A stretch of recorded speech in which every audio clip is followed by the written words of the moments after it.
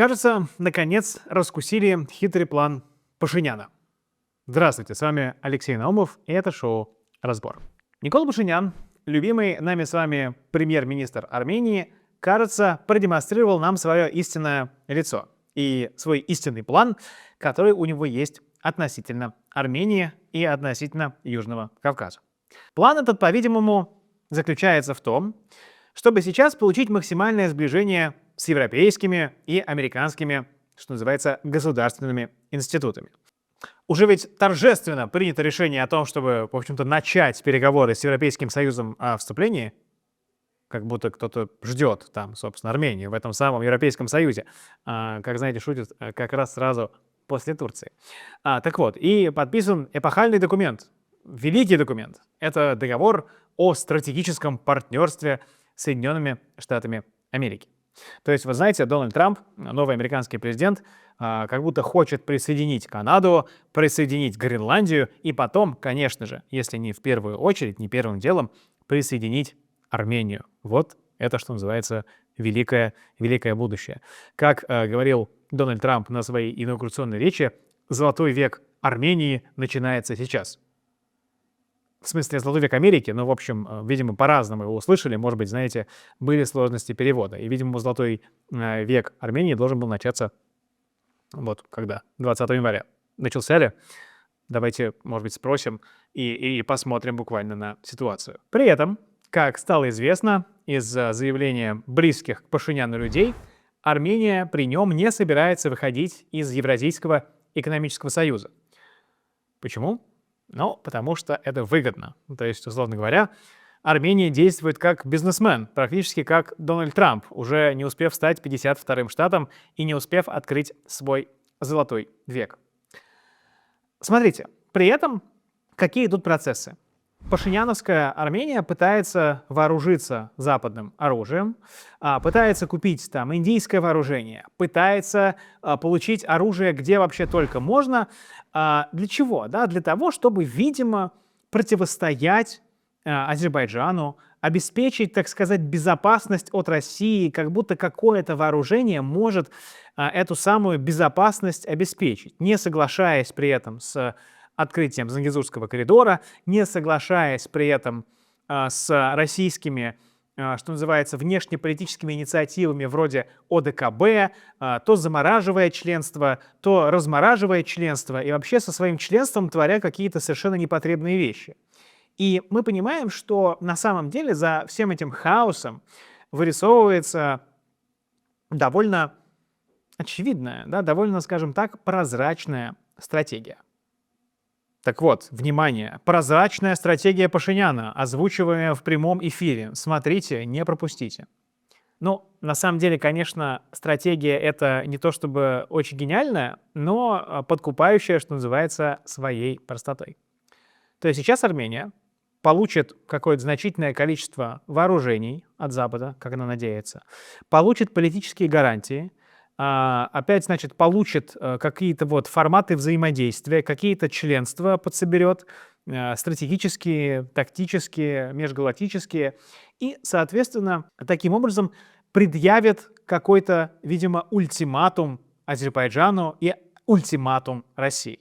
Смотрите, то есть хитрый план, на самом деле, что называется, подкупающий своей простотой, по-видимому, заключается в следующем.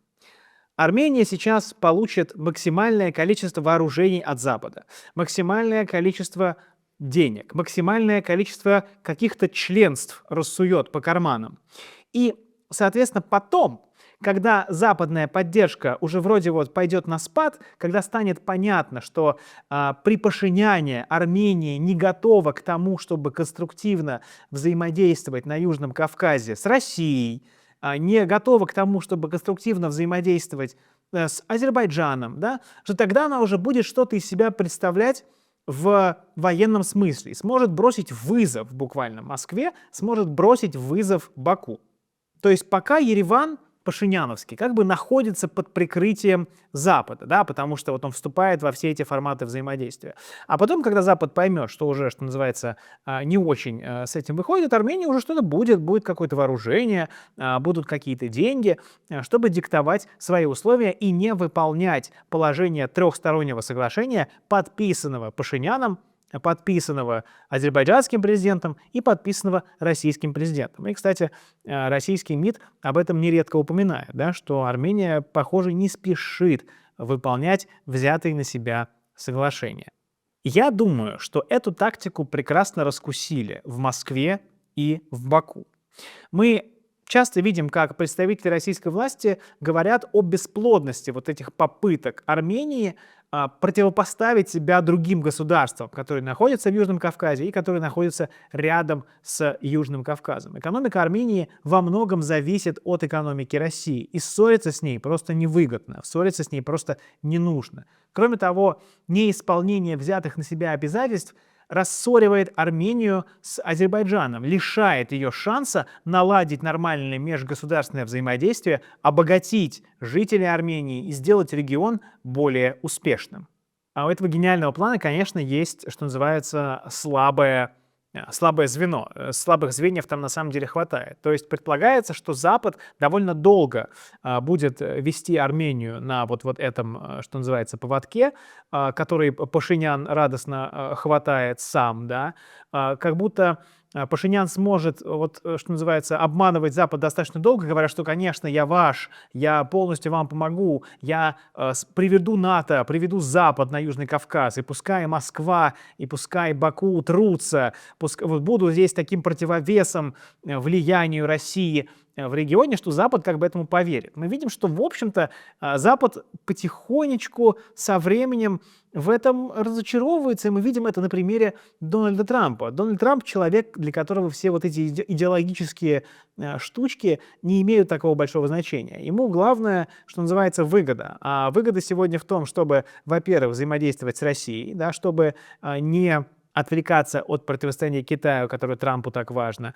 И выгода в том, чтобы взаимодействовать с Азербайджаном, потому что это выгодно для того, чтобы, буквально ресурсно взаимодействовать. Выгодно, что называется, по деньгам.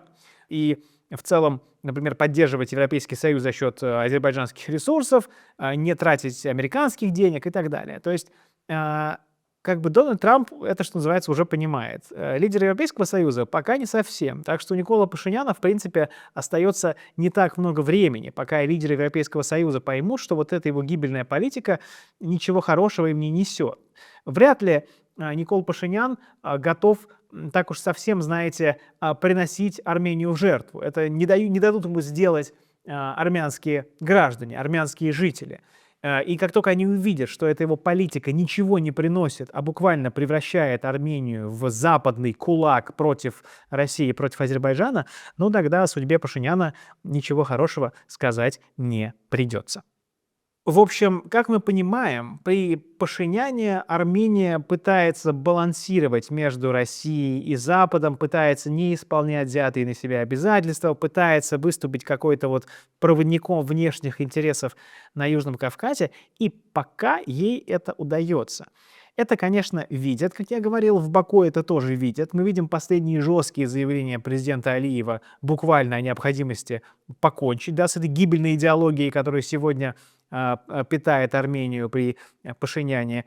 И, что называется, напоминает Пашиняну, что бесконечно так продолжаться не может. Так что ждем, я надеюсь, в будущем позитивных изменений от Армении, которая может стать полноценным, равноправным участником торговых отношений на Южном Кавказе, самой становиться богаче и работать над тем, чтобы Южный Кавказ был регионом мира и стабильности. А Никол Пашинян, как мы видим, пока этому, скажем так, не очень способствует. С вами был Алексей Наумов и шоу «Разбор». Если вам понравился этот выпуск, пожалуйста, поставьте лайк и подпишитесь на канал «Вестник Кавказа». Встретимся через неделю.